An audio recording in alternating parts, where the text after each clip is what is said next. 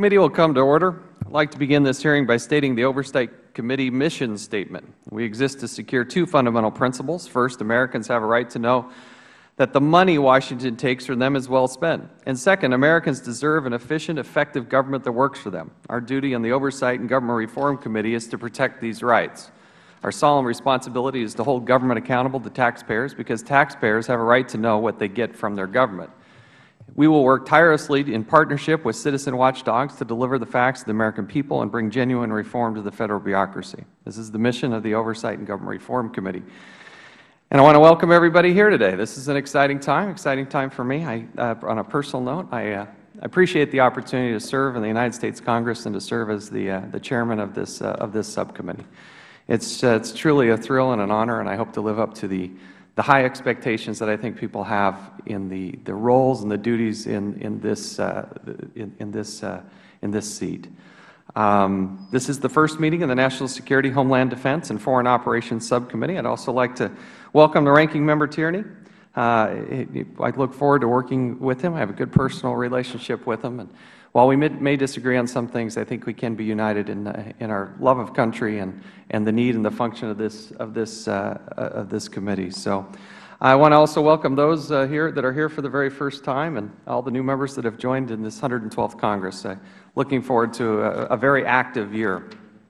Today, we're examining the challenges facing the Defense Department and State Department as they transition from a military to civilian-led effort in Iraq. On November 17, 2008, the Bush administration and the government of Iraq signed a Status of Forces Agreement, which set a December 31, 2011 deadline for the departure of all U.S. military forces from Iraq. As agreed, the U.S. has withdrawn over 90,000 personnel, 40,000 vehicles, and 1.5 million pieces of equipment. Today, there are fewer than 50,000 U.S. forces in Iraq. As the military draws down, the State Department is ramping up. According to Ambassador Kennedy, the Department will, quote, will continue to have a large civilian mission in Baghdad, end quote, to, quote, meet the President's goal for an Iraq that is sovereign, stable, and self-reliant, end quote. In support of this effort, the State Department will help train the Iraqi police, operate an Office of Security Cooperation to manage foreign military sales, train and equip the Iraqi military, and ensure that ongoing reconstruction projects are properly transferred to Iraqi control. To do this, it will dispatch hundreds of employees to Iraq. Yet each of these employees will be supported by roughly 16 contractors. It is estimated that the State Department will eventually employ nearly 17,000 personnel as contractors. The rough cost to the U.S. taxpayer will be in the range of $6.27 billion in fiscal year 2012 alone. The State Department will rely on these contractors for services ranging from the simple food supply to counter mortar and rocket fire. Many in the oversight community have expressed concern about the State Department's ability to meet this daunting challenge, and rightly so. The State Department's core mission is diplomacy, not combat. In its July 2010 report, the Commission on Wartime Contracting stated that, quote, there is not enough evidence of a thorough, timely, and disciplined planning approach to the coming transition, end quote. In his written testimony today, the Commission still maintains that the State Department is not necessarily ready to carry out this mission. Stuart Bowen's written testimony today also questions the State Department's capacity, quote, to execute program elements in the post-DOD setting to ensure adequate oversight and simply to function in the unpredictable security situation that will exist after troop withdrawal, end quote. These concerns are echoed by Ambassador Patrick Kennedy. In an April 7, 2010 letter to Undersecretary of Defense Ashton Carter, he stressed that the State Department would have to, quote, duplicate the capabilities of the U.S. military, end quote, in order to fulfill its security mission. In a plea to the Pentagon, Ambassador Kennedy warned the Department personnel would suffer, quote, increased casualties, end quote, without the transfer of military hardware, including Black Hawk helicopters and MRAP armored vehicles, to State. As best we can tell, the Defense Department is yet to provide the necessary equipment or even necessarily formally respond to this letter. While cooperation between the top military officer and top diplomat on the ground in Iraq has been generally praised, it seems like the senior leadership of the relevant departments in Washington may be playing off on a different sheet of music. I am also concerned that State and Defense have less than transparent with the Oversight Committee. It has come to my attention that personnel within each department have begun restricting the Oversight Committee's access to critical information and personnel. If this is the practice, it must end. This administration must be transparent and forthcoming with SIGIR, GAO, the Inspectors General, that they may fulfill their obligations to oversee this transition. The central issue before us today is whether the State Department is ready to assume the mission in Iraq. From all outward appearances, the answer appears to be no, at least a huge question mark. With only 10 months left, the administration must work quickly to get this right, if for no other reason than that over 4,400 Americans, service members, have given their lives for it. I look forward to hearing from our panel of witnesses today.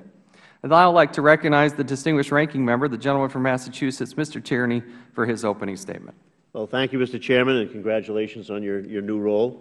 I think we will have an easy time working together on this. The oversight is not a partisan matter. I think you can tell that from the work that we've done over the last 4 years and a number of projects that you and I have discussed and participated in. So this is one of the functions of Congress. You're right. We legislate, and then we try to make sure that legislative intent is carried out and the monies are spent in the most efficient and effective way possible. With that in mind, I want to thank all of our witnesses here today, some of us becoming old friends, it seems, that we work on this. This is a topic that's been much discussed, but I think it's well worth continuing that examination, particularly in light of the 2011-2012 budget discussions that are going on right now. We did agree to withdraw all of our troops from Iraq by the end of 2011. We've been sticking to that agreement, and we're on track to meet that deadline. There's been a heroic sacrifice over 8 years that costs over 4,000 American lives and nearly $1 trillion. And the men and women of our armed forces are going to leave Iraq with their heads held high. But now the task is to make sure that all that hard work that was done by the military, the gains are not squandered, and Iraq's fragile stability is not lost. So the President has charged the State Department with the responsibility for supporting the stability and development of Iraq once the military has left. And that transition of operations to the State Department marks a whole new role for the State. It's been asked to oversee functions traditionally under the purview of the Department of Defense.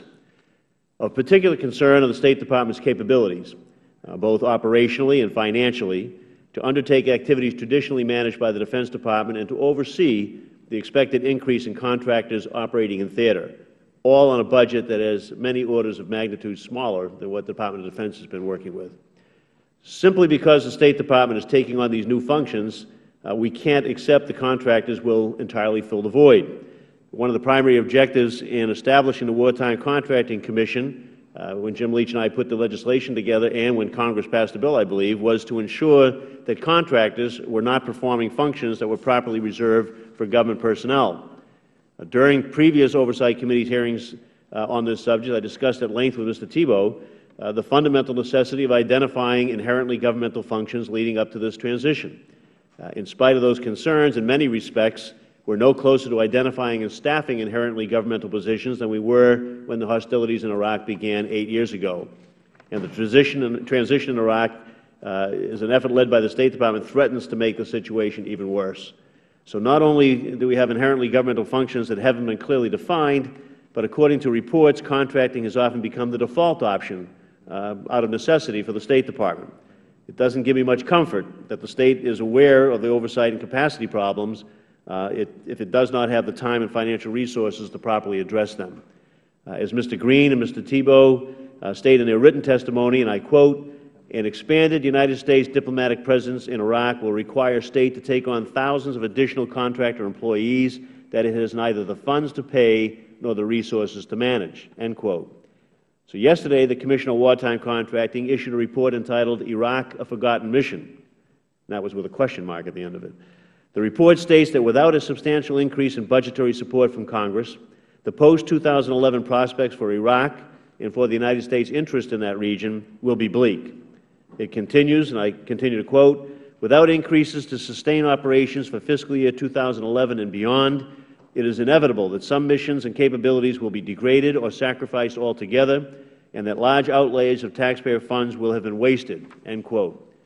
In fact, the Commission's #1 recommendation is that Congress ensure adequate funding to sustain State Department operations in critical areas in Iraq.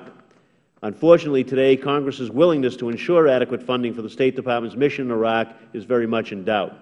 H.R. 1, the Republican-led appropriations bill that passed the House in February, dramatically cuts State Department funding overall and makes specific cuts to the major programs that are critical to the mission in Iraq.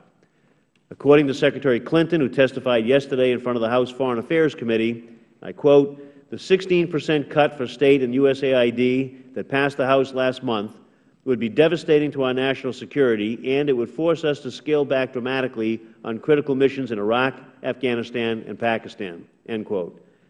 This is the definition of penny wise and pound foolish. After investing so much blood and nearly $1 trillion in Iraq, we must give the State Department the basic resources they need in order to successfully relieve the military of their mission there and help ensure Iraq's stability and future prosperity. Indeed, the State Department effort in Iraq is vastly more affordable than the operation led by the Defense Department. As Ambassador Kennedy notes in his testimony, withdrawing the U.S. military from Iraq will save $51 billion in fiscal year 2012, while the State Department is only seeking a roughly $2.5 billion increase in its budget to take over many of the same responsibilities. So for about 4% of the funds that were being spent with the Department of Defense, State believes it would be able to carry out its mission. It is important for this subcommittee to continue to scrutinize this transition, but we must also look in the context of proposed budget cuts that would fundamentally undermine the State Department's ability to successfully achieve its new responsibilities.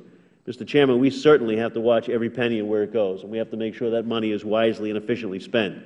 On the other hand, we shouldn't be guaranteeing success by so undermining their responsibility that we won't give them at least enough resources to get the job done, to move as many people in the State itself to the inherently governmental functions, and have at least enough people to manage and maintain the contracts that it does have to give out. Thank you.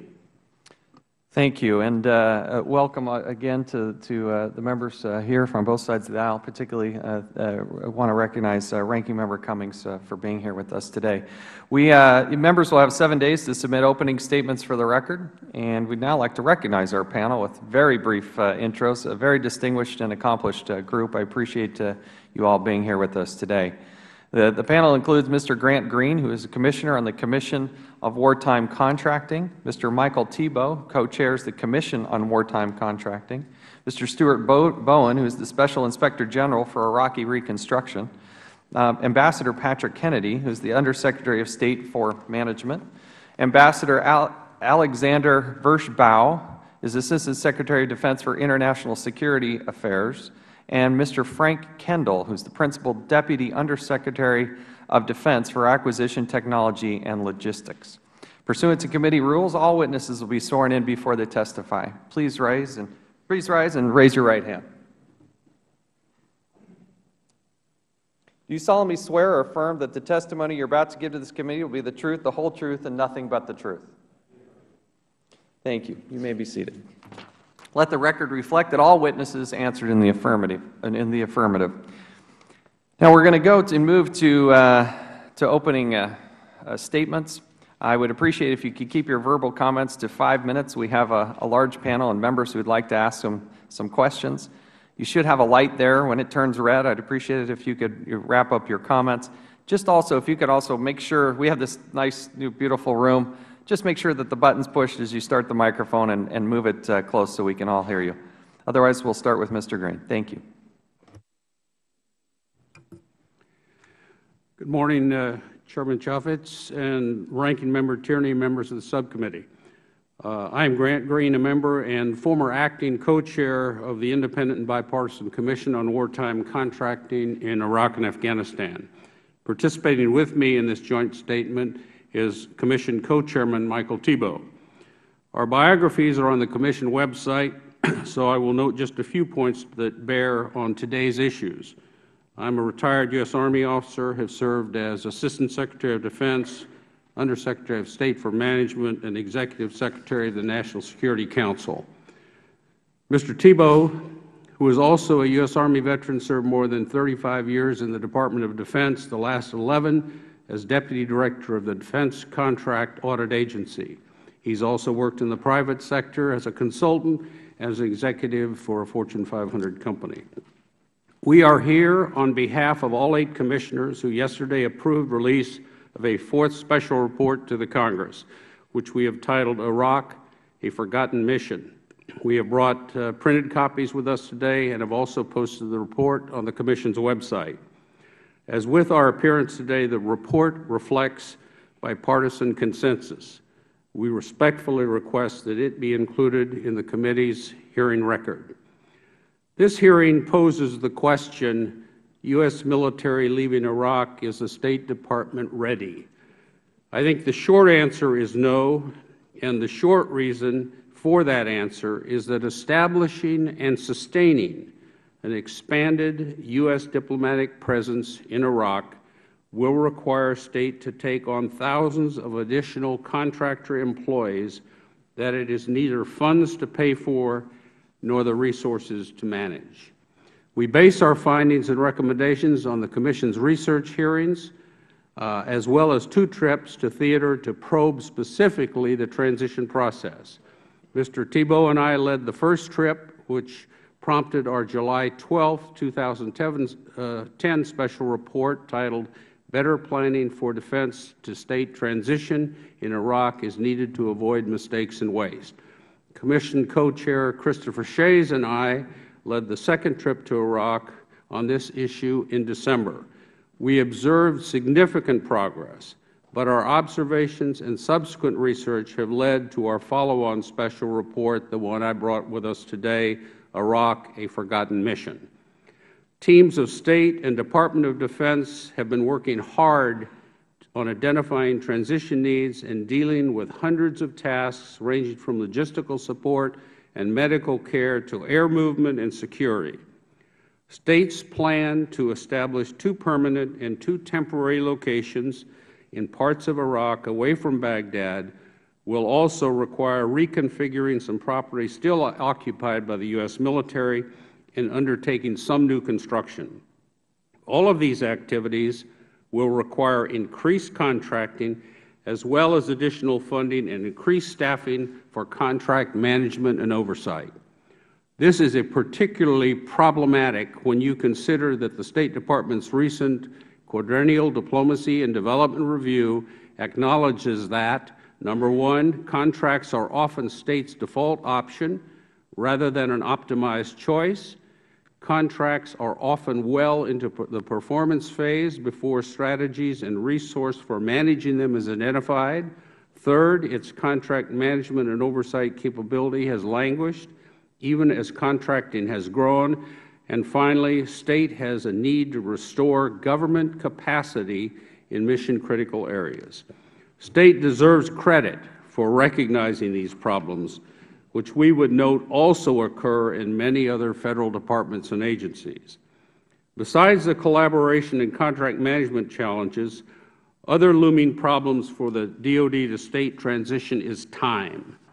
As you mentioned, Mr. Chairman, 10 months from today, all but a handful of U.S. military personnel will be gone from Iraq.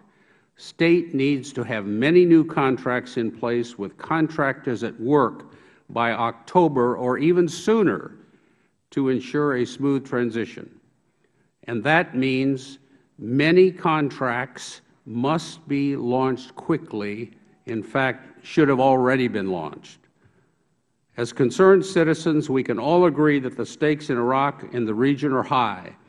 We can all agree that as members of this Commission, however, that we are confining our observation to the implications of the contracting required for State's planned presence in Iraq after 2011. We are not opining on the merits of State's plan or urging that Congress provide everything that the State Department has requested. If anything, considering the extent of contracting waste, fraud, and abuse we have seen in Iraq and Afghanistan, we would encourage the Department and lawmakers to examine that plan closely to seek, where appropriate, more economies and safeguards for taxpayer dollars.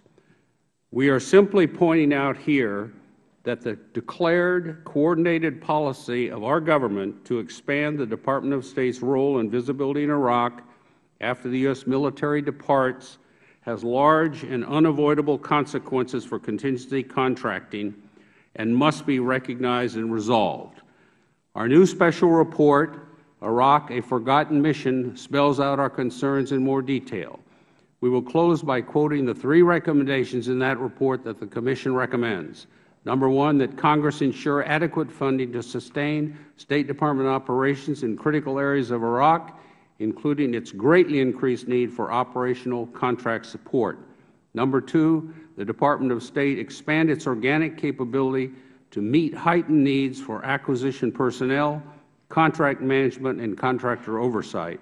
And 3, the Secretaries of State and Defense extend and intensify their collaborative planning for the transition, including execution of an agreement to establish a single senior-level coordinator and decision-maker to guide progress and promptly address major issues whose resolution may exceed the authorities of departmental working groups.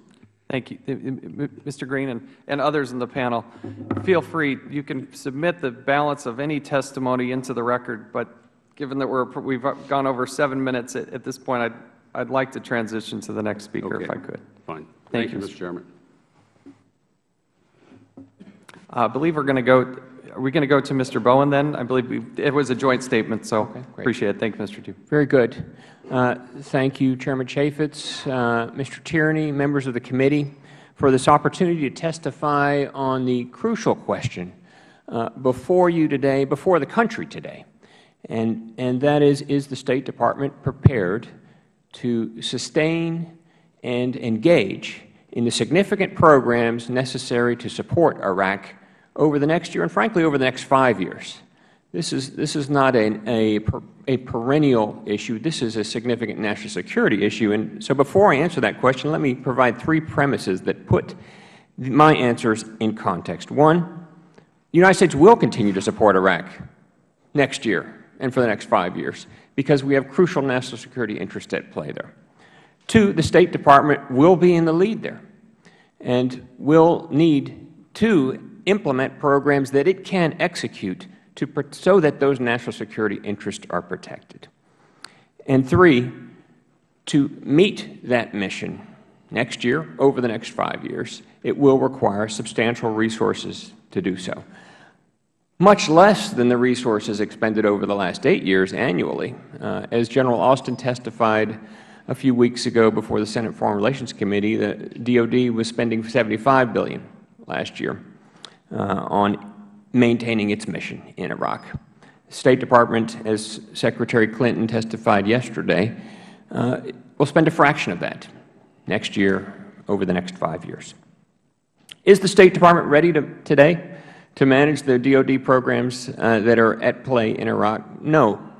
Self-evidently no, because there's a significant planning and execution program underway regarding transition. Will they be ready on January 1st of 2012? That time will tell. Do they have the capacity to execute the programs that they are shaping and scoping? Yes, but there are concerns that we have raised over time about contract management. There's obviously no doubt about the truth that the contracts the State Department had to take on in Iraq over the last 8 years were the largest in its history. And SIGIR has issued a number of audits that raised, frankly, core concerns about its capacity, its acquisition management, its ability to keep track of money, to break it right down to the core matter in Iraq. Has it made improvements? Yes. Does it need to do more? Yes. Ambassador Kennedy in his statement acknowledges that and also points to important steps that the State Department intends to take, notably the evaluation of results about its programs that it will implement. I think one of the things that they most need to do, and I told Paco Palmieri this 2 weeks ago when I was in Iraq, the head of INL, the INL program there, is to ensure they have sufficient number of in-country contracting officer representatives that are keeping track of taxpayer dollars. Yes, we have to spend substantial resources. Yes, it's crucial to sustain the fledgling democracy in Iraq. But yes, we must steward that money for those programs in an effective way to assure the taxpayers that their money is being well spent and it has the salutary effect of improving the execution and performance of those policy initiatives. I just returned from Trip 29. I met with General Austin. I met with Ambassador Jeffrey. I met with the Iraqi leadership.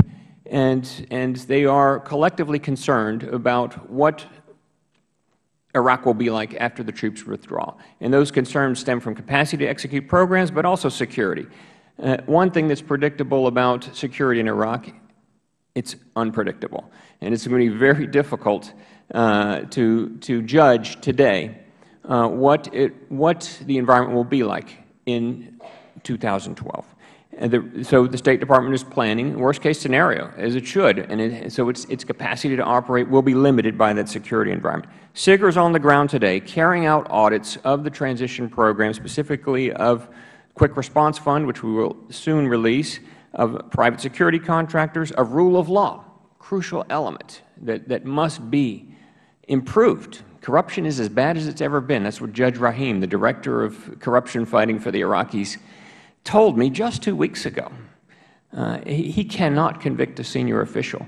They can still immunize any employee by fiat. These are unacceptable standards within the system that, frankly, we're going to have to continue to engage heavily with Iraq on all fronts, and I'm talking about the State Department, to improve their fledgling democracy. We recommend two things in our statement that the committee might consider regarding the use of the substantial funds over the next year, and one is that for any of these large contracts that the State might submit a plan for review so that you see what the strategic intentions and tactical uses of those billions will be. You have transparency, the transparency that you expressed a need for in your statement, Mr. Chairman. And second, that they certify to the Congress that they have the resources in place and that they're committed to the oversight to the contracting officer representatives so that you have the capacity to do your job, and that is manage the taxpayers' dollars effectively. Thank you, Mr. Chairman. Ambassador Kennedy.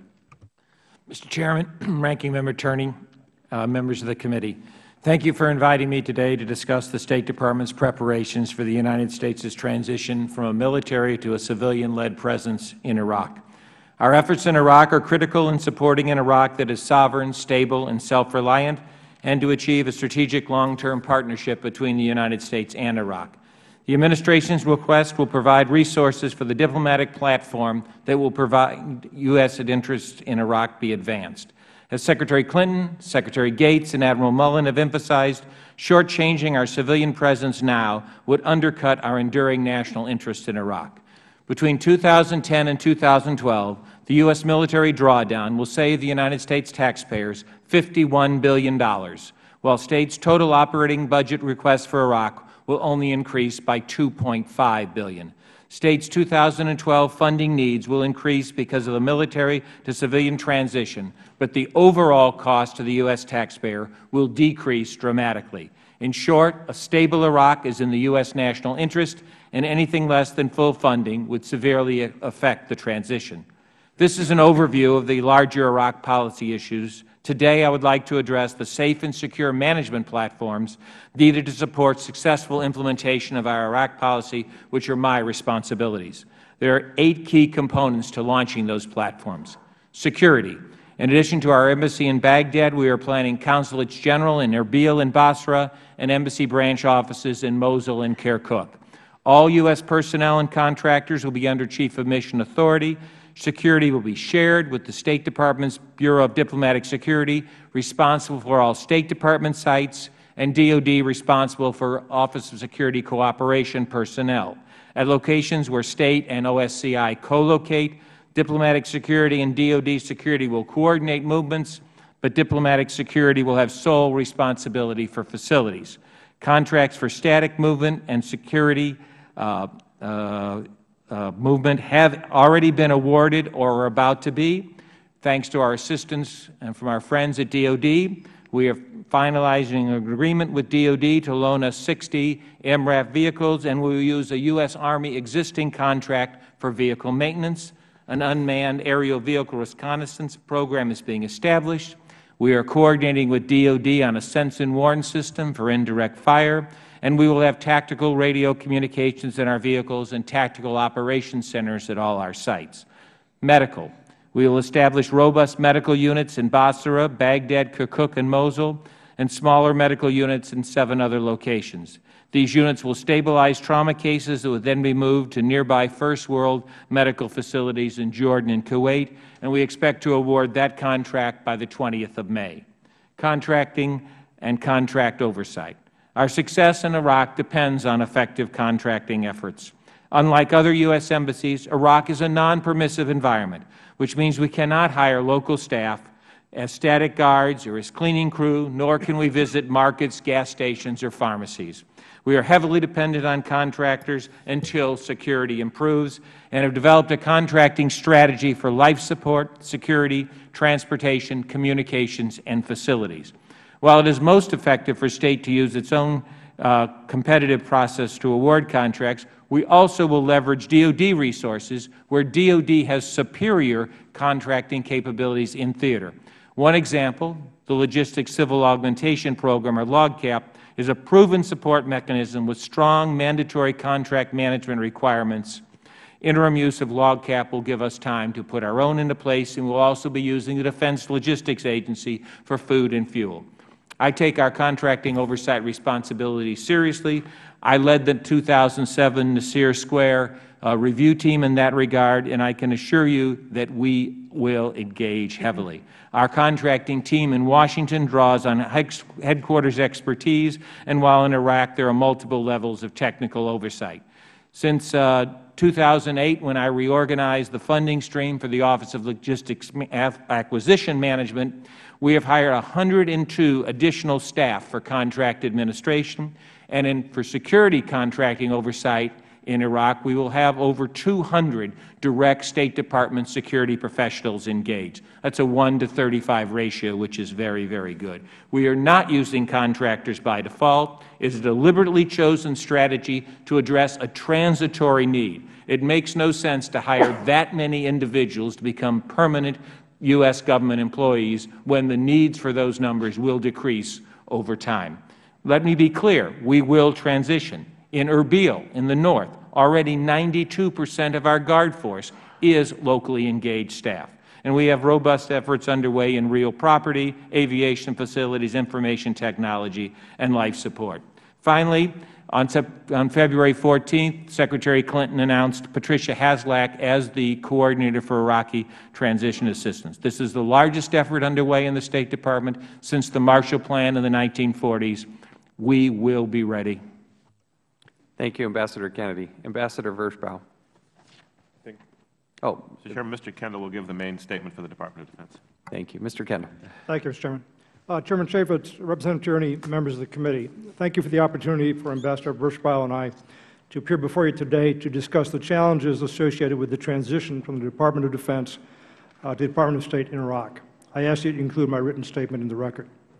The DoD is fully engaged in support of Operation New Dawn, ensuring a smooth transition of DoD functions to State in support of the enduring U.S. government diplomatic and security assistance missions, while providing oversight of logistical functions associated with the orderly withdrawal of the Title X military forces by the end of December 2011. We are already in the execution phase of this transition.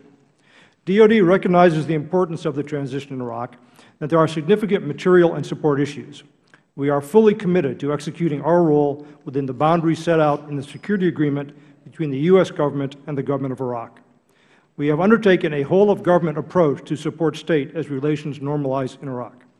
While ultimately the role State will play in Iraq is not in itself unusual, the scale and complexity of the transition presents a huge undertaking, and DoD is doing everything it can to make this transition successful.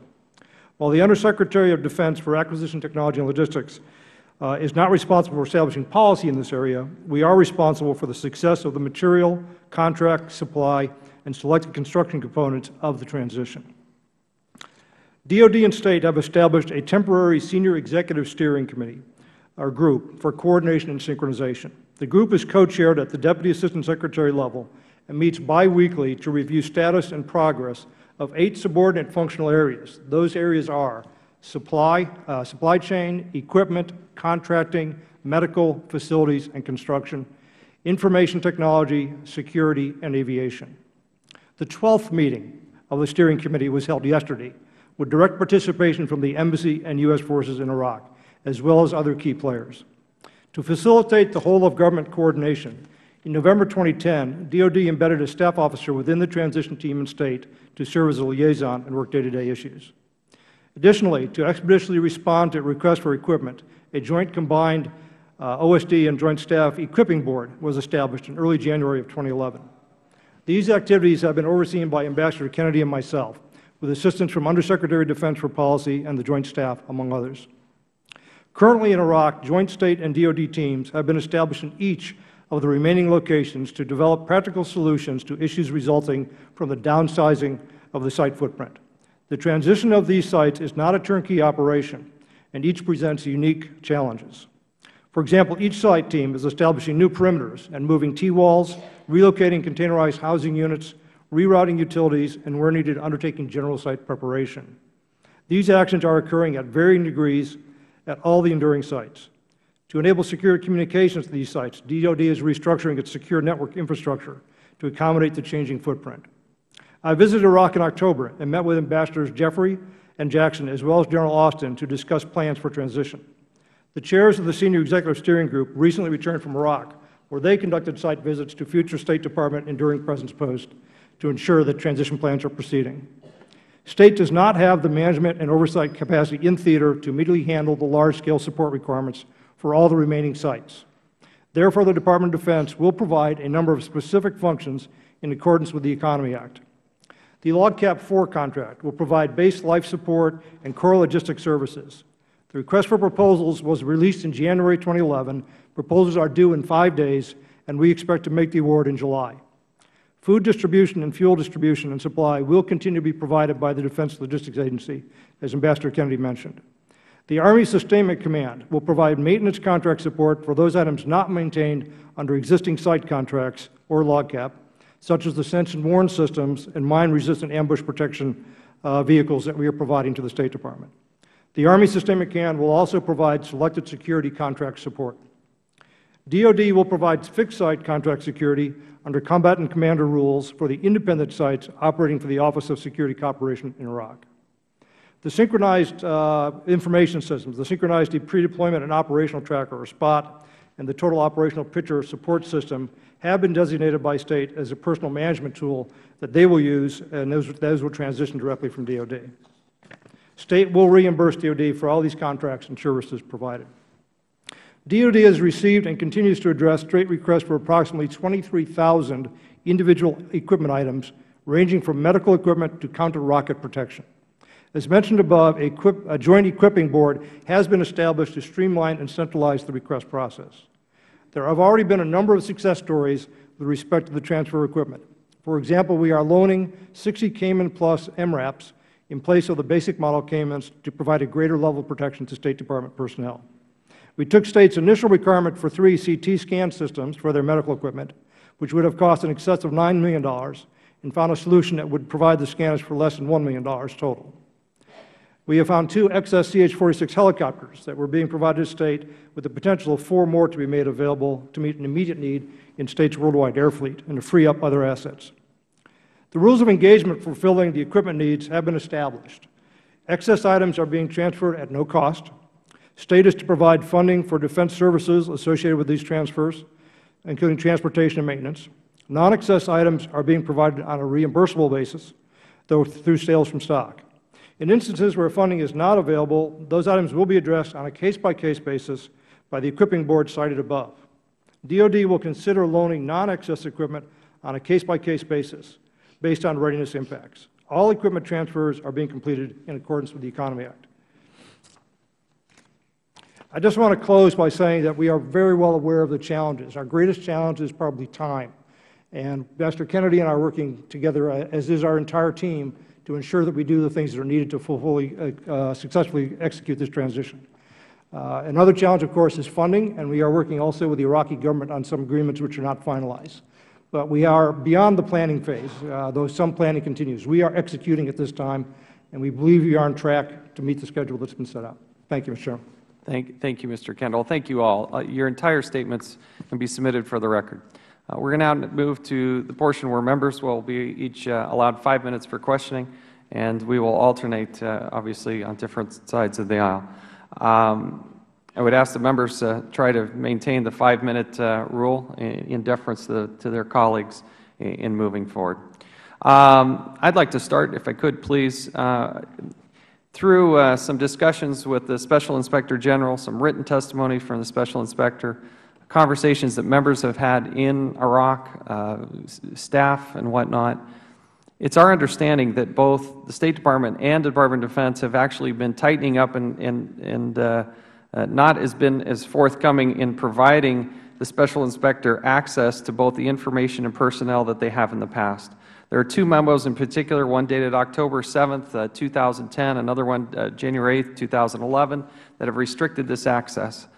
I guess I would appreciate a comment, perhaps starting with you, Ambassador Kennedy, about the State Department's granting of access to documents and information. Is that something you're going to be forthcoming with, or is it something that we need to dive into a little deeper? Mr. Chairman, we deal with the Inspector General for Iraq. We provide him information. We provide information to the General Accountability Office. We provide information to the State Department's Inspector General. We provide information to the Agency for International Development's Inspector General. Each one of those individual entities has defined lanes in the road that have been worked out in response to congressional mandates, and we provide each one of those offices with all material that they are entitled to. Ambassador Vershbow or Mr. Kendall, either one. Well, I guess what I'm concerned about with the Department of Defense is this new operating procedure that you've instituted that creates this delay of 15 days, having to fill this 4 or 5 page document out instead of this unfettered access that they've had previously. Mr. Chairman, I have to apologize, but I'm unaware of any attempts to withhold any information, and I'm not familiar with the memos. Our policy is to be, I believe, the same as the State Department in these regards. I'd be happy to take this for the record and get back to you on these specific Perhaps, Mr. Bowen, you can express the concern. Yes, and on the DoD front, I addressed this with General Austin. My staff has worked with his Chief of Staff over the last weeks, and we've resolved, I believe, satisfactorily the concerns that we have had regarding access. At least it appears so in practice. On the State Department front, yes, we get substantial information from the embassy, and I have to say Ambassador Jeffrey has been very forthcoming, as have been his deputies. To put so it's clear, we are responsible for reporting on any contract, quote, to build or rebuild physical infrastructure in Iraq, to establish or reestablish a political or societal institution in Iraq, or to provide products or services to the people of Iraq. That's about as broad as it gets. That's the congressional mandate that you all have given us. We have had some problems over the last 6 months regarding getting information about provincial reconstruction team transition, transitions to the new embassy offices, the support logistical contracts that are going to help the State Department continue its mission in overseeing contracts that fall under these rubrics. My time is short as well. My concern is that the access has not been growing, it's been shrinking. And the timing of that access is critical, not only for the Special Inspector, but for your own Inspector Generals to do their jobs. We will continue to follow up, but this is of utmost importance, and I'm trying to signal that here today. Any attempt to try to slow that process down or to hold back information, I don't think will be met it won't be met very well. Very quickly, in July, for the State Department, if I could, Ambassador Kennedy, in July of 2010, the State Department identified 14 core lost functionalities, as they called them, everything from recovering killed and wounded personnel, recovering damaged vehicles, counter battery notification, counter battery fire, things that traditionally Department of Defense has operated that now is going to the State Department. The core question is, are you prepared to actually do this in the next 10 months? How are you going to gear up to actually do that? We're very concerned that these are some very difficult things to do. How prepared are you to actually fulfill those duties? Mr. Chairman, of the 14 that I think we have resolved about 7 of them. On the other hand, there are another 7 that simply make no sense for the State Department or are simply not applicable. They disappear when DoD disappears. For example, the DoD has been assisting the Iraqi government in policing the green zone. That is not a function the State Department should take on in another nation. counter battery fire, the State Department engages in defensive activities of its personnel. We are never going to be launching 155mm artillery rounds back at the opposition. That is a function of the government of Iraq. Be glad to submit something for the record, Mr. Chairman, but we will do everything that is necessary for us to do. However, there are simply functions that do dissolve and disappear when the Department of Defense leaves because they are military functions. Thank you, Ambassador. We'll now recognize the Ranking Member, Mr. Tierney, for 5 minutes. Thank you very much. Ambassador Kennedy, I think Mr. Bowen gave us a pretty good idea here to help us with our work. So I want to put it to you for as close to a yes or no answer as you can reasonably do here. Will you or the State Department submit to this subcommittee sufficiently in advance of implementation for our review and comment each plan for carrying out your responsibilities, including the strategic and the tactical aspects? I think, sir, the answer is yes. But, I mean, I do not have the kind of written plans. For example, I can provide a copy of our contract for the maintenance of the MRAPs. That is my plan. All right. I mean, I would like to meet But with when you have a plan, for strategy and tactical carrying out any of the responsibilities that you have, I take it as a yes that you will submit that for us sufficiently in advance for our review, and I appreciate that. We'll certainly submit them for the committee. However, everything is ongoing. Every day we make decisions, Right. Mr. Tierney. And But you don't make a plan every day. Every day you carry out aspects of a plan. Exactly. Every so often you make a plan. Every so often you make that plan, the tactical and strategical aspects, I'm taking it as a yes that you will submit it to this subcommittee in Congress so that we can have enough time to look at it. I think it was a good idea. It is an excellent idea, but we may have to implement it immediately. We'll work with you, all right, on that. And will you certify to Congress and the subcommittee that for each plan that you have the actual resources that you'll need to implement it and that you're committed to the management and oversight of that plan? We will certainly certify we're committed to the management oversight. However, we have plans that are dependent upon appropriations. Right. And so I cannot certify. You can certify the condition that you have the resources subject to certain appropriations. I can certify that we have things subject to appropriations. And in that line, yes. Let me just go on for that. On February 17th, Secretary of Defense Robert Gates testified before the Senate Armed Services Committee and was pretty passionate about his call to support the State Department's budget request for fiscal year 2011 and 2012. Here's what he said. The budget request is a critically urgent concern because if the State Department does not get the money that they have requested for transition in Iraq, we are really going to be in the soup, close quote. Further, he went on, he said, without this funding, quote, much of the investment that we've made in trying to get the Iraqis to the place they are is at risk, close quote. Admiral Mullen also added that sufficient investment in states' capabilities was critical. Otherwise, we're going back for a lot more investment and a lot more casualties. So despite these pleas from the defense and military leadership, last month the House passed an appropriations bill that seeks to dramatically cut states' budget requests for fiscal year 2011. Secretary Clinton, as I said in my opening remarks, testified yesterday that the cuts would severely inhibit states' ability to perform its mission. Ambassador Kennedy, if H.R. 1 became law, with that 16% cut in there, how would the cuts impact your ability to perform your mission in Iraq? Mr. Tierney, we would not be able to perform the mission that has been tasked to the State Department. And Ambassador Vershbow and Mr. Kendall, am I correct in assuming that you agree with Secretary Gates that full support for the state's budget request is essential to the success of the mission in Iraq? Absolutely, Congressman Turner. Mr. Thibeault, the Commission's recent report on the Iraqi transition makes its #1 recommendation that Congress adequately fund the state to perform its duties in Iraq. In your view, what would happen to the mission if Congress dramatically slashed states' top-line program budgets as proposed? Mr. Congressman, the mission would not get accomplished. It would be mission failure. Okay. In the Commission on Wartime Contracting report that you released yesterday, the recommendation was made that the State Department expand its organic capability to meet heightened needs for acquisition personnel, contract management, and contract oversight.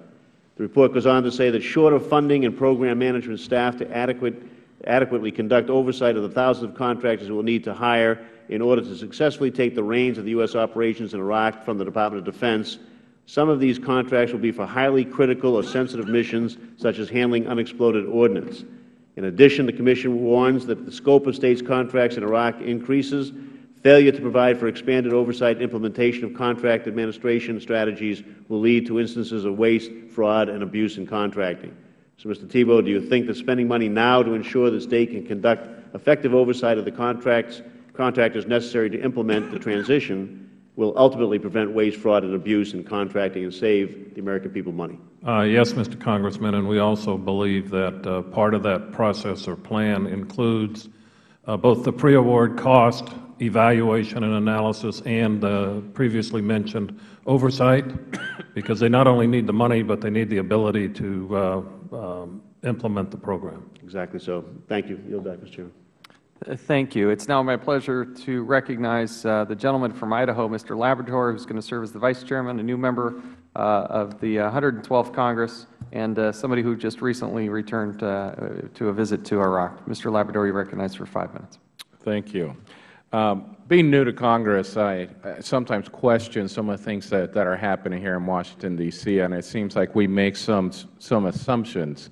Mr. Ambassador Kennedy, explain to the American people, really, there's going to be 17,000 new workers, people employed in Iraq, yet 16,000 of them are contractors.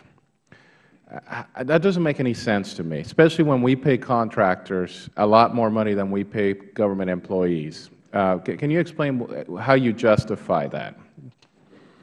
On two grounds, Mr. Chairman. First of all, the General Accounting Office did a study, which I'd be glad to make sure that you receive, that actually shows that the State Department use of contractors in protective security operations actually saves the U.S. government money in the long term.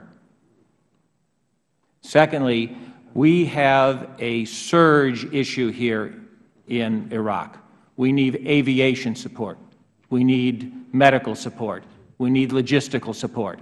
We need that effort in Iraq and in Afghanistan. I do not need that effort in the other 163 American embassies that we have.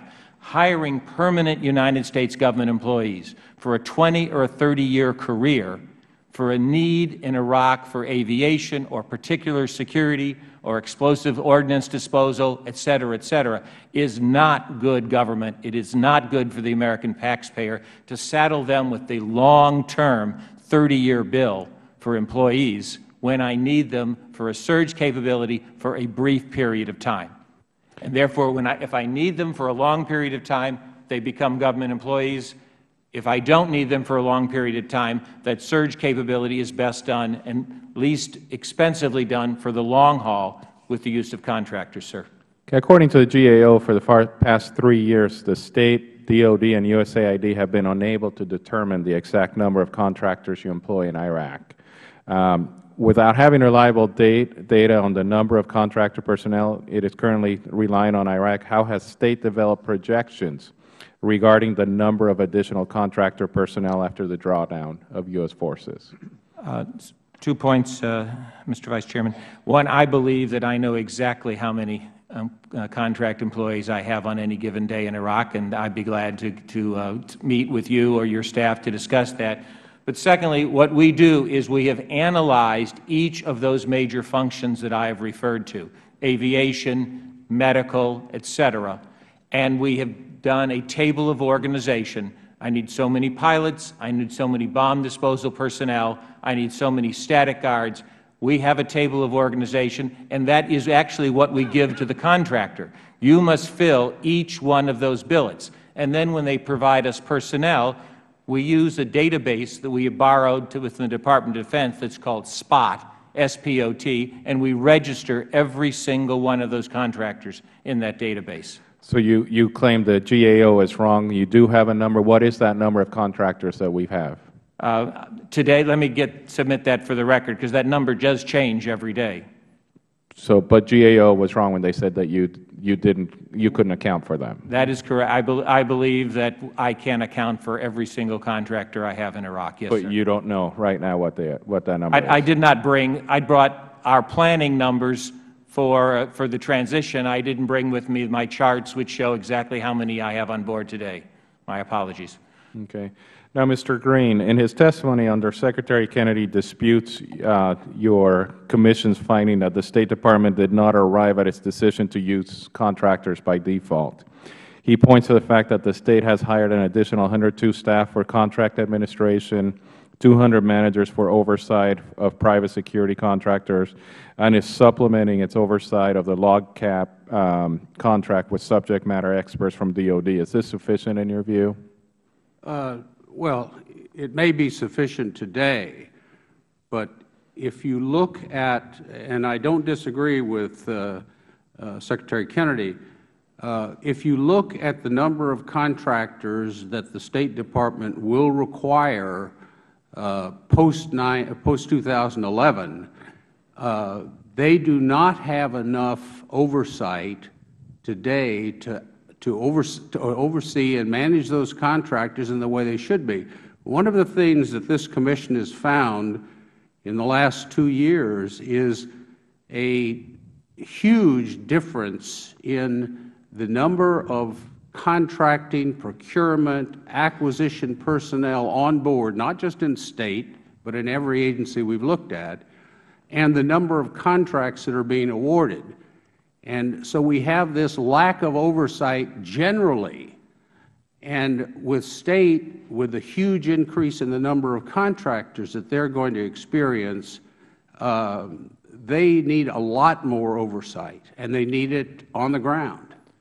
Thank you, Mr. Thank you. Chairman. The gentleman's time has expired. We will now recognize the ranking member of the full committee, Mr. Cummings from Maryland, for 5 minutes. Thank you very much, Mr. Chairman. Mr. Chairman, as I have listened to this testimony, I want to thank you, gentlemen, for your testimony. It is very enlightening. I can conclude that we all understand that we need to tighten our belts, no doubt about it.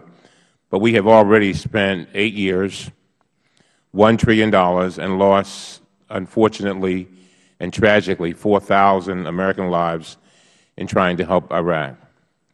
And certainly we applaud our military for all that they are doing. To slash the State Department's budget in this way at this time is not only irresponsible, but it is a clear and present danger to our national security. And as I listen to you, Mr. Ambassador Kennedy, you were asked some questions about if you had to take the cuts that are now seems to be coming down the pike, we'd be in deep trouble, wouldn't we? Sir, we would not be able to execute the mission that we have been given without the funding that is both in the FY11 President's budget and in the FY12 budget. Yes, sir. And another term for that would be mission failure. Is that not correct? Yes, sir. Now, on February 24th, the Commission on Wartime Contracting released a report entitled "At What Risk? Correcting Our Over-Reliance on Contractors in the Contingency Operations." In the report, the Commission identified several policies and practices that hamper competition for contingency contracts. Ambassador Kennedy, you testified that State is considering bids for several functionalities that are vital to a successful transition in Iraq, including the Police Development Program, security operations, and life support services. As State begins the process of significantly expanding its contracting and oversight functions in Iraq, what steps is the agency, or what steps are you taking to expand competition? Sir, we believe in competition. For example, on our security, for both static and movement security, we are engaged in competitive bids for all those contracts. For the construction of our facilities in Iraq, our Office of Overseas Buildings Operations is using competitive competition. For our medical contract, competitive competition. Our aviation contract was awarded by competitive competition. We are using competitive competition ourselves, or we are riding DOD contracts that were awarded already by competitive competition, and we access them through the Economy Act, sir. We are using competitive competition. And do we have appropriate oversight over those contracts? Because we had some testimony a few days ago from GAO that we have contractors overseeing contractors. Sir, we do not have contractors overseeing contractors. Good. We are doing three things. We have increased significantly the staff of our contracting operation at headquarters.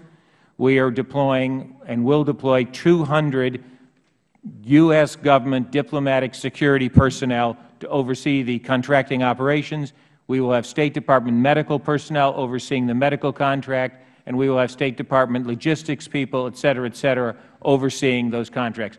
We are deploying additional contracting officers' representatives, i.e., U.S. government employees, to oversee every single one of our. You understand why I'm saying that? Because we want the American taxpayers' dollars to be spent effectively and efficiently, and I think it's very difficult when you got a contractor overseeing a contractor, and we lose control over the billions of dollars that we're spending. Let me just get to this last question.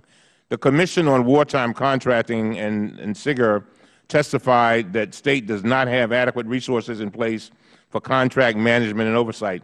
In its July 2010 report, CWC found that planning for moving vital functions in Iraq was not adequate for effective coordination of billions of dollars in new contracting and risked both financial waste and undermining U.S. policy objectives. Today, Inspector General Bowen testified that he continues to have some concern about whether State's current structure and resources provide a sufficient basis for managing very large continuing contracts and programs. Ambassador Kennedy, do you believe that State has the current structure and resources necessary to manage and oversee the very large contracts and programs that State will be responsible for? And I assume your answer is yes, based upon what you just said. It is, sir. We have the plans. We have the program in place. My only codicil to that is this carrying out the full program in Iraq depends on the President's budget requests for the State Department for FY11 and FY12 being enacted. I see my time has expired. Thank you, Mr. Chairman. Thank you. The Chair will now recognize Mr. Farenthold of Texas for 5 minutes. A new member of this committee. We'll welcome, and you're recognized for 5 minutes. Thank you. And as a new member of this committee and not an expert in foreign affairs or the situation and never having been to Iraq, I'm troubled by what I'm hearing here. My impression of Iraq comes from what I see on television, reading the newspapers, which might in and of itself be a mistake. But we're talking about an unprecedented logistical situation for the State Department going in there. We're talking about unmanned air vehicles. We're talking about recovering bodies. We're talking about trauma medical facilities. We're talking about pretty hefty defenses against attacks. We're talking about not being able to get gasoline or groceries within the country. And this kind of troubles me. I realize the Bush administration set a hard deadline at the end of this year for getting out of Iraq on a military basis. And I guess I'll address this to the DOD, Mr. Kennedy, or Ambassador Kennedy. You're welcome to jump in on this. It doesn't sound like we're ready for the military to get out of there if the situation requires this level of logistical support. Has anybody in the Obama administration or the DOD talked to the Iraqi government and said, hey, you think maybe it might be a good idea for us to stay a little bit longer until this is more stable? Congressman, that's a very good question. First of all, the decision to draw down our forces by the end of this year was a mutual decision with the government of Iraq, and we honor the commitments that we've made in the security agreement to carry out the drawdown in a responsible way. We do think that the Iraqi security forces have become increasingly capable of managing security for the country as we go forward. They have taken responsibility step by step. We transitioned to full Iraqi lead responsibility on September the 1st of last year, and the security conditions, in our view, are improving. That's not to say that everything is perfect in Iraq, and there have been very dramatic and tragic spikes of violence in recent weeks. But I think that we've seen the Iraqis respond in a professional way. So we will depend more and more on the Iraqis for our security, but I think that with the effort that's been described here by Undersecretary Kennedy and by Mr. Kendall, we are aiming to equip our State Department colleagues for success. It is indeed going to be an unprecedented effort in its scale. That's all the more reason why Secretary Gates emphasized the need for providing the State Department with the resources that it needs to succeed. And I would also emphasize the strategic importance of Iraq in light of the recent dramatic upheavals in the region. With all the popular pressures around the Middle East and North Africa for reform and democratization, Iraq is now serving as an example. I'm excited that we've achieved the success that I think the Bush administration is, Iraq being a shining example. But if they can't provide even groceries for us, I'm not sure we're there yet. And maybe I'll address Mr. Bowen. You've been any requests from anybody within the Iraqi government that maybe our military presence, that we reevaluate our timelines? Yes, I am. I was in Iraq 2 weeks ago, and I met with a number of senior officials, specifically a Deputy Prime Minister, who indicated that there is openness, at the very least, to renegotiating the security agreement. And I think Secretary Gates has spoken openly about that possibility as well. But as Ambassador Vershbow noted, this is really something that the Iraqis secured from us originally in the security agreement, and that they would really need to publicly reopen. That matter, of course, doesn't have much time. December 31st will be here soon. Are you aware of anybody within the administration that's actually pursuing these discussions, or is this something they just kind of came up over coffee somewhere, or I guess tea? I am not involved in the policy matters related to this issue. All right. I'm just about out of time, so I'll yield back my remaining 20 seconds.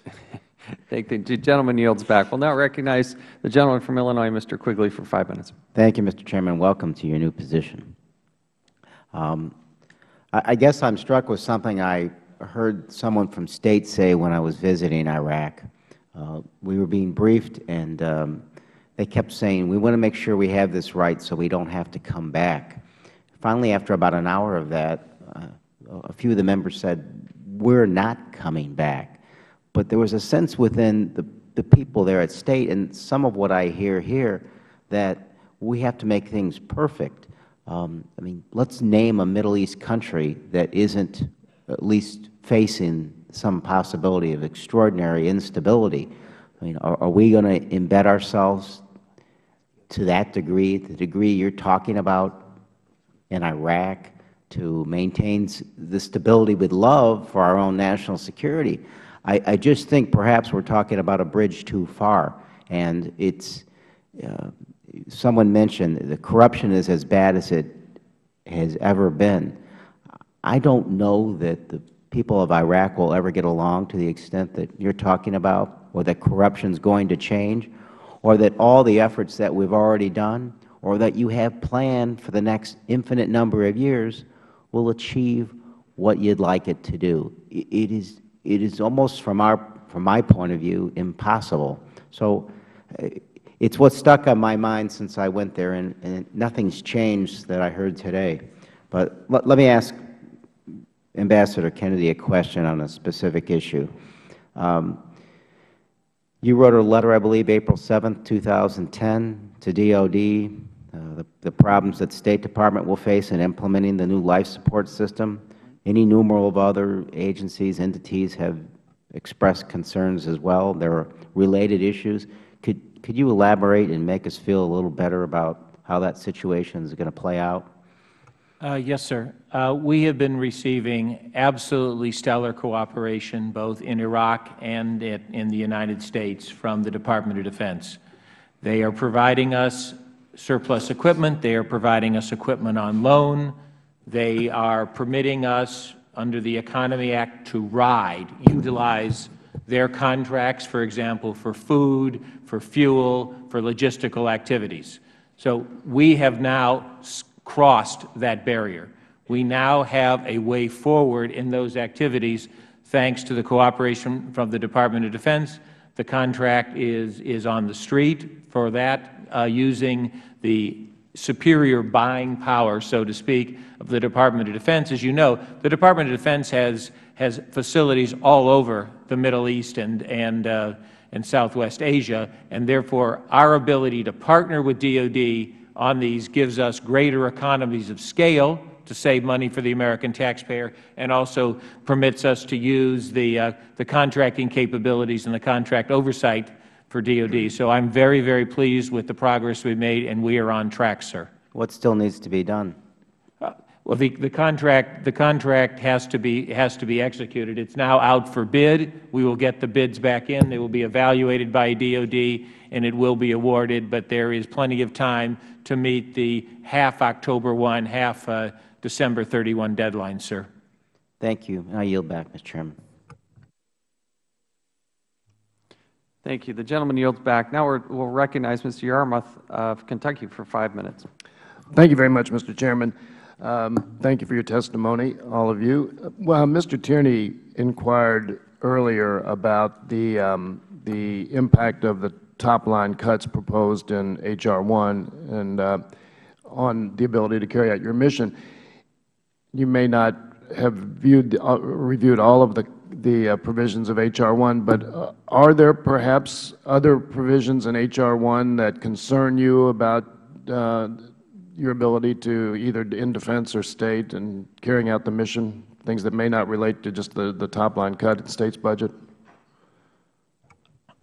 My review, sir, is that the major issue at hand here is the funding levels. I mean, the State Department has both a core mission in 165 countries in the world to advance our economic security, to provide life and safety for the thousands and millions of American citizens who travel, to be the first agency in terms of our border security, in terms of passport issuance, in terms of visa issuance overseas.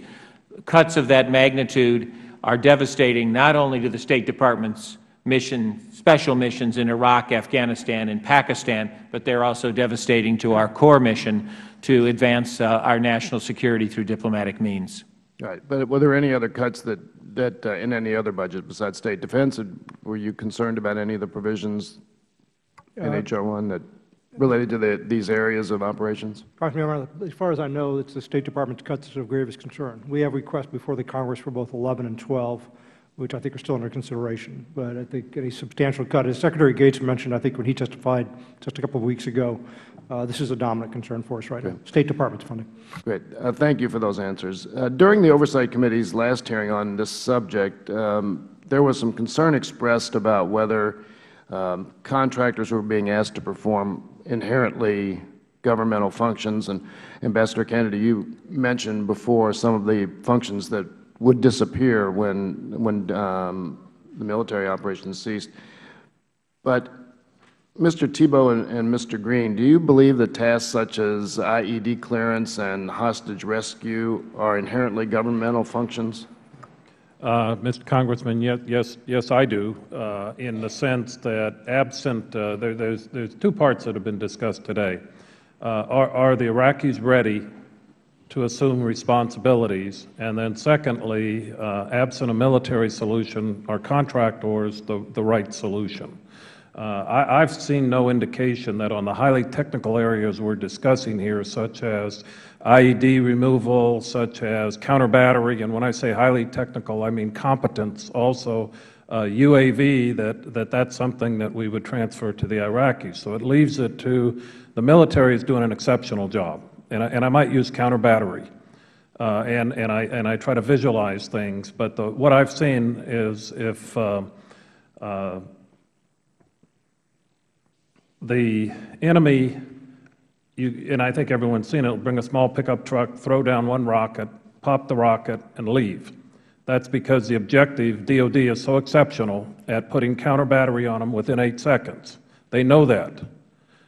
If that degraded, and we're talking about safety to all government and contractor personnel that are within an area of risk, if that degraded, the real question then becomes, would that knowledge be available? And then at that point, would there be the normal process of a military where you have a forward observer, you redirect fire, and you really can do damage to target areas? Those are areas where, from an inherently governmental viewpoint, the United States Army is exceptional. And there are several areas such as that quite frankly, I'm very uncomfortable personally, and we've discussed as a Commission transferring those kinds of functions to the contractor world. Thank you much. Mr. Green, did you want to add anything to that? No, I would certainly agree. Some of these, as we call them, functional areas that will be taken over by State are very close, if not inherently governmental. I guess the basic question is, today, in the next 10 months, what is the option? State is not going to hire and bring in-house EOD personnel, and DOD is going away. So it leaves us very little wiggle room when it comes to performing many of these functions. Hopefully, State uses contractors now in other locations for, I'll call it bomb disposal, if you will. Do they need to build that capability within their organization? And how often would you use it? So I think, as ill-defined as inherently governmental is today, I think when you talk about the time, there are many of these functions, there are certainly a good number of them, that are appropriately done by contractors. And I might add, though, in building upon Commissioner Green, if I might, in about 10 seconds, the key for State, if they go contractor, is to have and bring in government employees, because State has said it's not their objective to have contractors looking at contractors, that are experts in the proper way to do these types of examples we've seen. I don't believe that capability exists presently. I think that's something they would have to grow into in order to do the oversight. Thank you. Thank you for your response. Thank you. Thank you, Mr. Chairman. The gentleman's time has expired. We're actually going to go to a second round of questioning, and a number of members here would like to ask some questions. I'm going to recognize myself for 5 minutes. Ambassador Kennedy, I was struck here, actually, as we thought more about your answer to the 14 lost functionalities, that there were 7, and I'd be interested to follow up on which 7 stay and which 7 don't. But I was really struck by your comment, and I hope I heard you right. We'll have to go back and look at the record. You said that the State wasn't going to fire back. We may be actually taking mortar rounds, we may be taking rocket fire, but that you don't plan to fire back. Is that right? Yes, Mr. Chairman. We have no intention of using 155mm howitzers from the American Embassy compound to fire back into Iraq. So we're just going to keep taking the shells and just keep taking it, or no, sir. We are already working very, very well with the government of Iraq, providing them with the locations that the material has been fired at us, and the Iraqi government has been successful, not to the degree that I wish they were, in disrupting those who would fire on our diplomatic and consular positions. But it is not the function of a diplomatic entity to engage in a defensive well, and that's the engagement concern. like that. I mean, at the end of the day, that is the concern, that on January 1st, we don't expect that suddenly it's going to be a safe place. And we'll have to continue to explore this. Could I finish this? Yes. Yes. There are 2 parts to the counter battery, sir. There is the return fire, but the prelude to that is called sense and warn, which we are retaining, which is a radar system that tracks the incoming fire and sounds a warning for our people to take cover, and that we are retaining. This will obviously need to be more further explored. In a Senate Foreign Relations report issued by Senator Kerry on January 31st of this year, he maintains that as of December, land use agreements had not been signed and construction had not begun on satellite sites, with less than 10 months to go before the deadline. Could you please give us an update on this? Because it seems like a very short amount of time in order to build a fairly significant facility. You haven't even acquired the land, is that correct? We are very, very close to signing agreements with the government. What's that going to do to the timeline? We believe at the moment we are still within the timeline, because what we have done is part of our planning process in coordination with our Defense Department colleagues. We have identified the plots of land that we need. We have surveyed them. We have engaged the architectural and engineering work, and the contracts for the construction have been sent out for bids, and the bids are back in. So the delay in you're telling me you're going to still hit the timelines. At the moment, today, I'm telling you I'm still going to hit those timelines. Mr. Kendall, briefly. Mr. Chairman, I just want to mention, so the committee understands, that the land we will be using is land we are currently generally in possession of. So we're shrinking our bases essentially to provide compounds, if you will. Thank you. That is helpful. I do appreciate it. I need to move on. In April of 2010, Ambassador Kennedy, you sent a fairly direct statement out, a letter, saying that without the equipment that you needed, for instance, Black Hawk helicopters and whatnot, that there would be, quote unquote, increased casualties. I get a sense that some of that list has been to your satisfaction, but where are we on the list that you issued on April of 2010? Thanks to the good work of the Department of Defense, I believe that we are on track to receive everything from DoD that I need, or because of, for example, DoD's own shortage of Black Hawk helicopters, we are either acquiring other helicopters from Sikorsky. Okay, but you're confident that you're going to get 100% of that list? I'm confident we will have 100% of what we need from multiple sources, including directly from the Department of Defense. Yes, sir. And then for the Department of Defense, the question is, how many troops, how many American military will be in country on January 1st or January 2nd? Those numbers are still a little bit in flux, but the entire OSCI, Office of Security Cooperation in Iraq, DoD presence will be under 4,000. The most recent number was about 3,900. We think we're going to come down 10 or 15% from that. And that's as of January 2nd? No, that's at the end of, yes, at January 2nd, 2011. Okay. Next year. Next year. I'm sorry, 12, next year. 12, yes. Excuse me. But we'll still have close to, I'm sorry, 4,000 troops? 4,000 total DoD personnel, of which roughly 1,000 will be government personnel. A subset of those will be military. The rest will be contractors. And what will the military personnel be doing there? Various types of security assistance, training, missions such as that. And appreciate some further clarification of that as we move forward. My time has expired, so I'll now recognize for 5 minutes the Ranking Member, Mr. Tierney. Thank you. Ambassador, you started to get engaged in the issue on inherently governmental functions there beforehand. Is this something that you want to add to that conversation? I think it's an important topic. Yes, thank you very much, sir. The State Department believes that the functions that we are being contracted out for are not inherently governmental. We would never violate the law and contract out for something these are complex functions, however, and so our predicate for handling these is to ensure, and I'll use security as the example here, is to have very, very robust oversight by 200 diplomatic security, State Department career government professionals over that contract body. It's about a 1 to 35 ratio, which we believe will fully ensure that the contractors perform the non-inherently governmental functions under robust diplomatic security supervision. Describe for me, if you would, a security mission that isn't inherently governmental. For example, if you look at many Federal installations or even State and local government installations in the United States, static guards, fixed guards around many Federal buildings in Washington are carried out by contract security personnel. That it is widely accepted in the United States government that static security personnel are not inherently governmental because they do not have arrest authority and they do not engage in law enforcement activities, sir.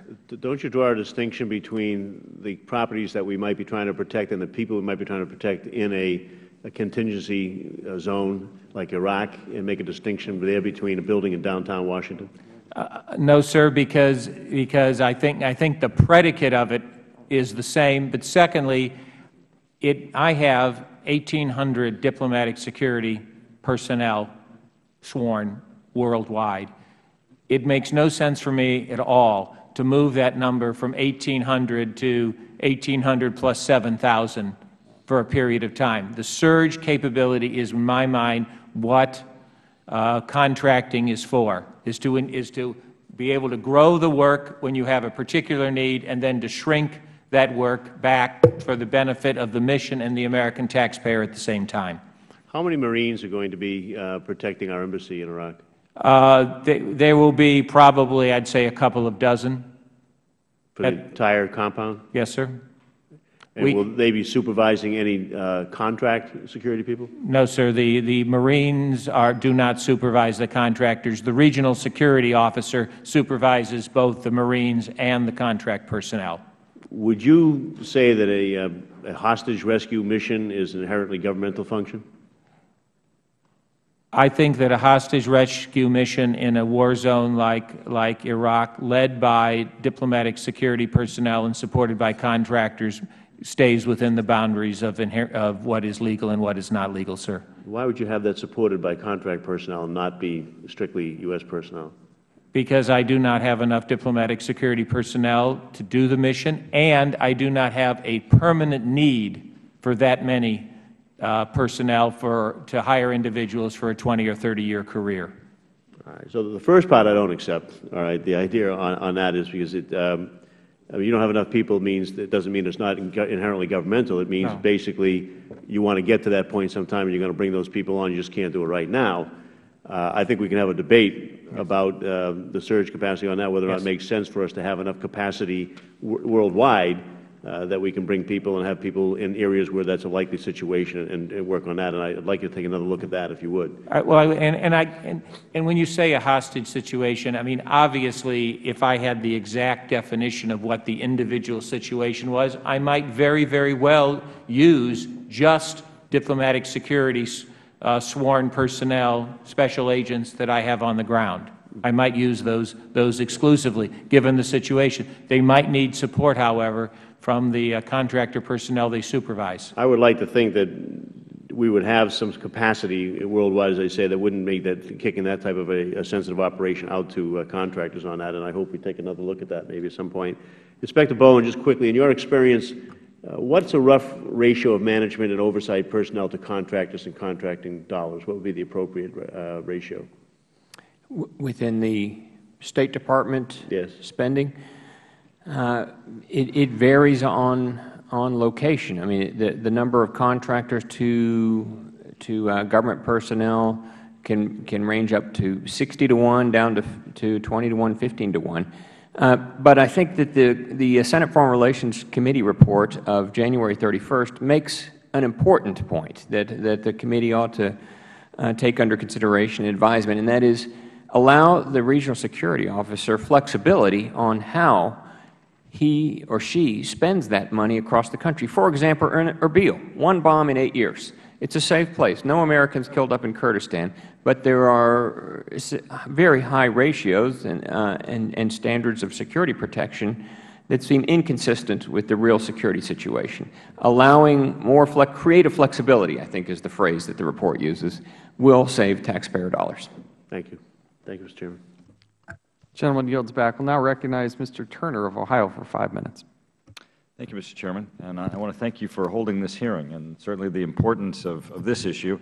And gentlemen, I'm going to apologize for the extent that my question may overlap with other questions. I'm on the Armed Services Committee and I just came from the Army budget hearing where General Casey and Secretary McHugh are testifying. And I stepped away from that hearing to come and ask my question today because I think certainly what we've seen in the materials that are available from this hearing, a great deal of concern as to how this transition would occur. And I'm going to follow on the questions about the contractors. In looking at the materials, I think it's pretty startling to everyone that upwards of 17,000 contractors may be relied upon. If you look at your plans, we're all concerned that you're going to rely heavily on contractors for security. And given the problems that the Department of Defense had in providing oversight of contractor operations, I'd like to express certainly my concerns and get your thoughts on the State Department's reliance on contractors, and particularly the ability that the impact it might have on our relationship with Iraq and with the Iraqi people. I've been to Iraq 5 times and Afghanistan 5 times, and I certainly we're all aware of the issues that we've had when we've looked to contracted security. General Caldwell was just before the NATO Parliamentary Assembly, and he voiced his concerns in the contracting process where he was looking at services for training Afghanistan military police and its military, saying that frequently the contracting process limited the scope and the ability to manage what functions were occurring. We certainly had also concerns of how contractors relate to Iraqi people or the government itself. Questions have arisen concerning status of forces of agreement. What is the status of contractors? I'd like you to address also that issue as to while they are in Iraq, how they will be treated, the contractors themselves, what is their legal status, and then also the issue of the oversight of dollars, because there's obviously a significant amount of dollars that will be applied toward the contracts themselves. Could you speak about that for a moment, please? Yes, sir. If I could divide it into three pieces, I think, and be responsive to you. The first is, I think when you talk about contractors in the security arenas, in gross terms, you talk about either fixed static security on the one hand and movement security on the other. The fixed and static people stay within the walls or in the perimeter of the United States Embassy in Baghdad or our post outside, and so their interaction with the Iraqi people is very, very limited because their mission is within the walls. On movement security, where we're escorting members of Congress, other distinguished visitors, or our own personnel out into the city, every one of those movements, which is staffed by contractors, the agent in charge of that movement is a State Department, U.S. government security professional who gives directions to the contractors and is in control of that operation at all times. So we think we have oversight, and that's my second point. We have oversight both in the sense of the contract, we have oversight in terms of the control of the contractors' activities when they're engaged in their missions. The third point, sir, you ask about the status. The contractors are not covered by any type of diplomatic or consular immunity under either of the two Vienna Conventions. If they engage in any inappropriate conduct, they are subject to both potentially U.S. law, but also they would be subject to Iraqi law. Well, that takes me to my point, and I appreciate your use of the word inappropriate, but it also places them at risk for appropriate actions, does it not, as they set about providing security, if there should be a security issue that is addressed. You have significant issues that need to be addressed with respect to what their relationship is to what has occurred. I think we've certainly seen there are probably dozens of news stories that we have all read of issues where there has been a security interest, a security issue that has arisen, and a concern with the security forces having been contract forces. Do you have thoughts as to how you'll be addressing that? Yes, sir. There is a joint U.S.-Iraq security group that's led by the regional security officer from the U.S. Embassy with senior Iraqi military and police officials, and that process has been successful to date in resolving any issue that may have arisen. We believe we have a process in place. We believe it will be a successful one because there is a track record of it having been successful. The gentleman's time has expired. We will now recognize the Vice Chairman, Mr. Labrador from Idaho, for 5 minutes. Thank you, Mr. Chairman. Ambassador Kennedy, actually, Mr. Bowen, you said that we're spending $75 billion in Iraq currently. Do you know how much we're going to spend in 2012, FY 2012? The State Department proposal is around $6 billion. $6 billion. There's been a lot of testimony here that if we decrease the spending levels, we're not going to be able to do the mission in Iraq. So 75.6, we're looking at a $69 billion savings, yet we're asking for more money for the State Department. Ambassador Kennedy, what's the State Department's budget this year? The The State Department budget request for FY12 that the President has just submitted, sir, is $14 billion, $14.9 billion for State Department. For the entire State Department? For the State, yeah, the entire State Department, excluding our expenses in Iraq and Afghanistan. 14.9 for Iraq, 4.3 billion for Iraq, Afghanistan, Pakistan, and 14.9 for our core diplomatic mission. Okay, Mr. Kendall, what's the Department of Defense budget for next year? What's the request? I would hesitate to give you a number off the top of my head. I believe it's about $550 billion for the base budget, and here it is. I have it, I think. Nope, wrong answer. Let me give you that for the record. I'm sorry. I should have it in my head, but I don't. Okay, but it's 524 base budget. $524 billion. So we're talking about $524 billion for the Department of Defense. The Department of State is going to have $14.9 billion. I mean, we're talking about a significant amount of money that's out there, and we're going to be saving a significant amount of money by drawing down. Now, I'm just not really clear why we need additional money and why any cuts are going to be hurting us. Are there no savings out there that we can do? Is the Department of Defense, for example, not good? Since we're saving that money in the Department of Defense, can't we just transfer some money? I mean, explain this to me, Mr. Kendall. The Department's been under an intense effort to find savings ever since last spring when Secretary Gates made a speech in Abilene that you may be aware of. We have worked very, very hard. The services were all tasked collectively to try to find $100 million in money they could save in efficiencies and move into other more value-added activities. We're cutting general officer slots. We're cutting senior executive slots. It's been an extremely intense effort to get rid of every ounce of fat we possibly can in our budget. If, as the Secretary has said, if we're going to sustain our force structure and modernize it as we need to, we absolutely have to find savings. So there's an intense effort there. There is not an ounce of extra fat, as far as I can tell, left in the Defense Department's budget.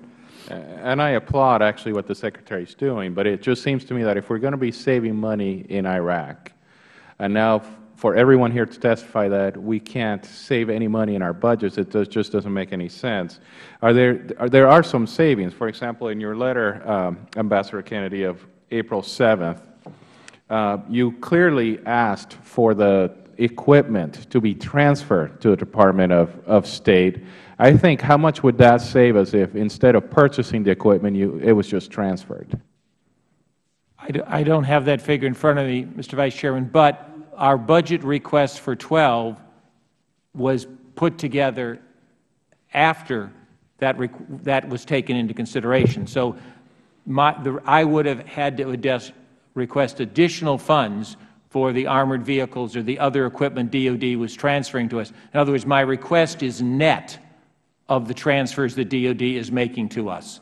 My request would have been higher if I was having to buy the equipment. Instead, I am receiving it from DOD, so I did not request that as part of my Iraq budget. So is DOD transferring all the equipment that you need, or just transferring some of the equipment? They're transferring everything that they have available in surplus.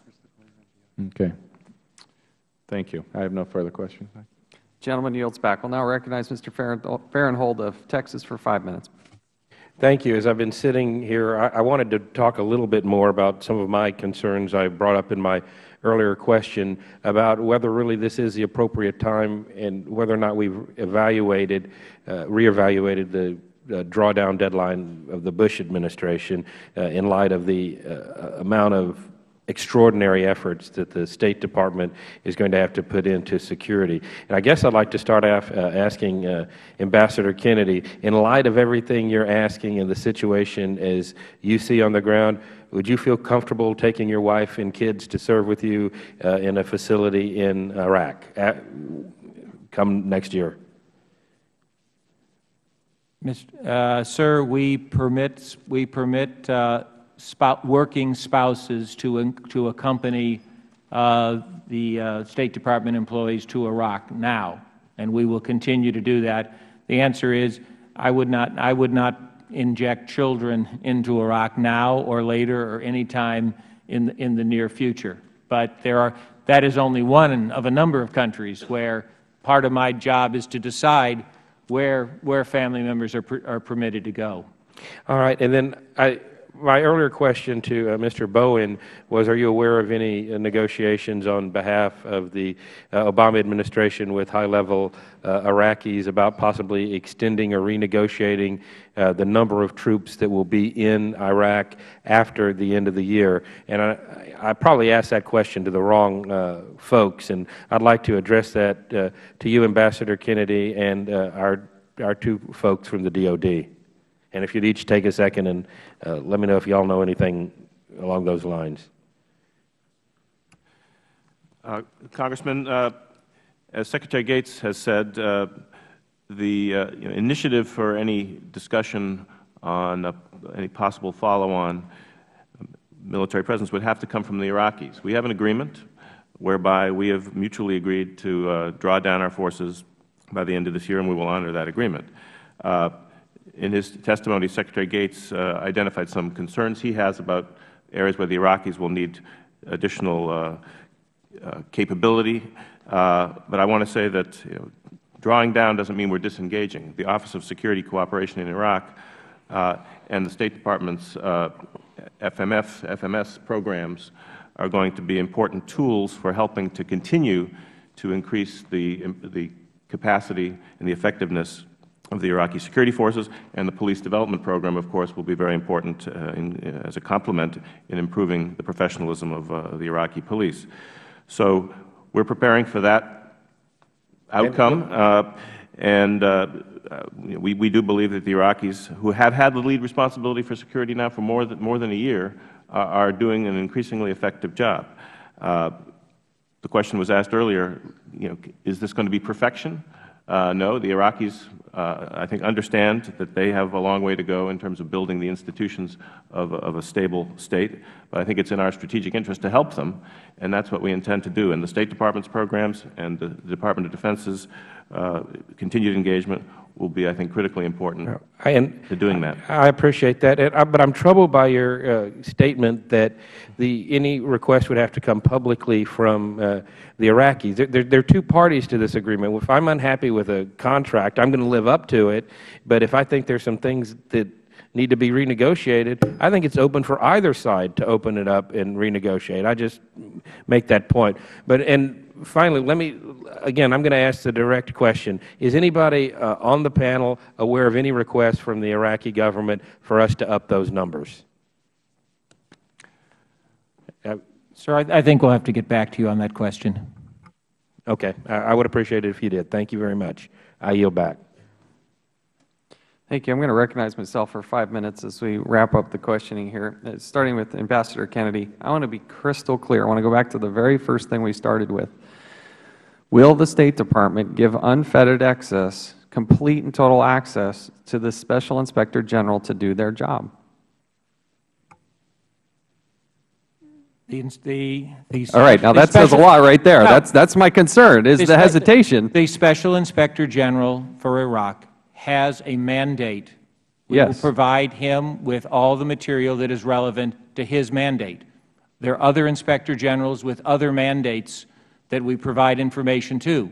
And so if the Inspector General for Iraq asks me for something within his mandate, he will receive it. If the Inspector General of the State Department asks I'm not understanding what would be outside of that scope. Mr. Bowen, be as direct and succinct as you can. I've only got a few minutes here.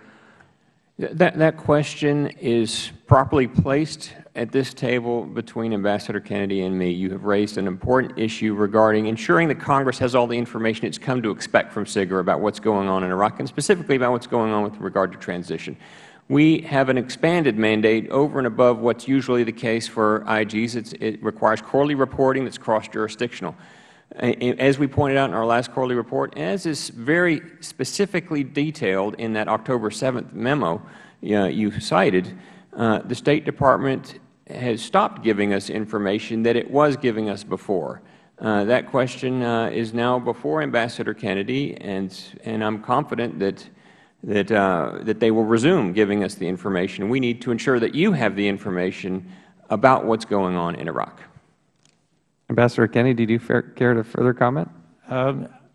Chairman, I can only repeat my position. We provide No need to repeat your position. I find it a troubling position, quite frankly. It's something we will continue to have to further explore, as we will with the Department of Defense. There are other questions that members would like to submit. We would appreciate your prompt response to those questions. As we wrap up here, I would appreciate maybe if we could start with Mr. Green and just go down the table. What is your #1 concern? This is a mammoth, massive task that is before us. I cannot thank the men and women who are scrambling every day, putting their lives on the line to make this thing happen. I hope they understand the appreciation of the American people, those of us in Congress and others, for their good, hard work and dedication. But as we move forward, it is also imperative that we highlight the concerns that you all have. You're the closest to it. If we could just go down the line and cite, what is your biggest concern moving forward? We've discussed many of them here today. I think to name one or two, it is to ensure that we have the adequate oversight. The fact is that we're going to have a heck of a lot of contractors in country, but we have to increase the oversight because that's where we leave ourselves open to waste and fraud. Thank you. Mr. Tebow. Excuse me. Thank you, Mr. Chairman.